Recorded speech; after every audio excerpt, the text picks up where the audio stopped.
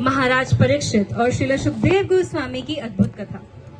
यह कथा केवल एक राजा और एक ऋषि की नहीं, बल्कि यह जीवन के अंतिम क्षणों में भगवान की शरण ग्रहण करने की सर्वोच्च शिक्षा है। इस अमूल्य संदेश को हृदय में धारण करते हुए हम इस पावन नाटक का रसास्वादन करते हैं। हरे कृष्ण।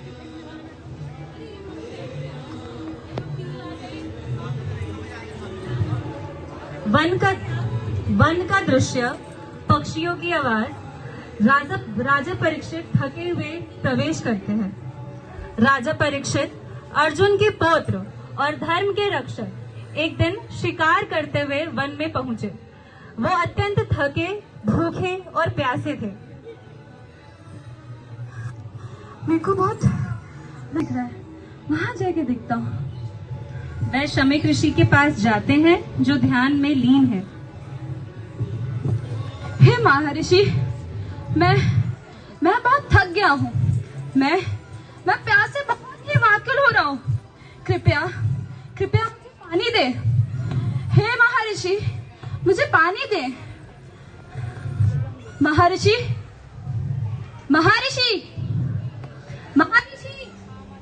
थकान और कलयुग के सूक्ष्म प्रभाव से राजा का विवेक क्षीण हो गया। राजा पास ही पड़ी हुई सर्प को धनुष से उठाकर ऋषि के गले में डाल देते हैं। यदि आप मेरा ऐसा स्वागत करते हैं तो मेरा जवाब यही है आपसे। श्रृंगी ऋषि प्रवेश करते हैं। ये किसने किया? मेरे पिता का ऐसा अपमान किसने किया? राजा परीक्षित ने। जो राजा ऋषि के साथ ऐसा अपमान करे वो जीवित रहने के योग्य नहीं। मैं उसे श्राप देता हूँ। 7 दिन में तक्षक नाग के डसने से उसकी मृत्यु होगी। पुत्र, ये तुमने क्या किया पुत्र? मैंने अपराधी को दंड दिया है पिताजी। क्रोध में आकर दिया हुआ अपराध, ये श्राप सबको जला के भस्म कर देता है। और वह राजा तो मूलतः धर्मात्मा है। तुमने बहुत जल्दबाजी कर दी पुत्र, बहुत जल्दबाजी कर दी। दृश्य 3, पश्चाताप। दूत राजमहल में प्रवेश करता है। महाराज, आपको श्राप मिला है। 7 दिन में आपको तक्षक नाग डसने से आपका प्राण ले लेगा। ये तो मेरा कर्म का फल है। मैंने एक महर्षि का अपमान किया है। महाराज, हम आपको बचा लेंगे। महाराज, हमें बचा लेंगे। नहीं,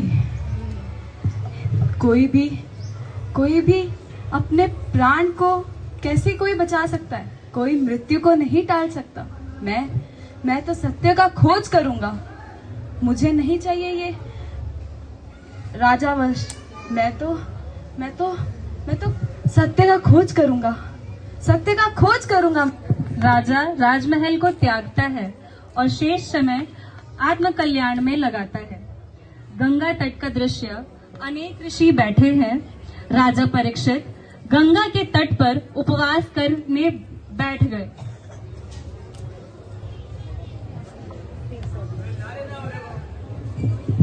हे महर्षियों, आप मेरा मार्गदर्शन कीजिए।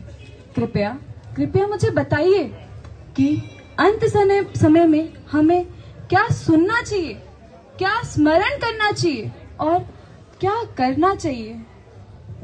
यह तो बहुत गहरा प्रश्न है। इसका उत्तर तो केवल एक ही दे सकता है। वो कौन है? श्री सुखदेव गोस्वामी प्रवेश करते हैं। श्री सुखदेव गोस्वामी पधार रहे हैं। श्री सुखदेव गोस्वामी महाराज की। महाराज, मेरा प्रणाम स्वीकार करें। हमारा अंत समय सिर्फ कृष्ण के स्मरण के लिए है। न जाने कितनी योनियों से ये जीव एक शरीर से दूसरे शरीर में भटक रहा है, लेकिन किसी जीव के जब जीवन में सौभाग्य का उदय होता है तभी उसे भक्तों के संग में कृष्ण कथा का श्रवण करने का सौभाग्य प्राप्त होता है। कृष्ण कथा, यही हमारे जीवन का लक्ष्य होना चाहिए। श्री श्री सुखदेव गोस्वामी महाराज की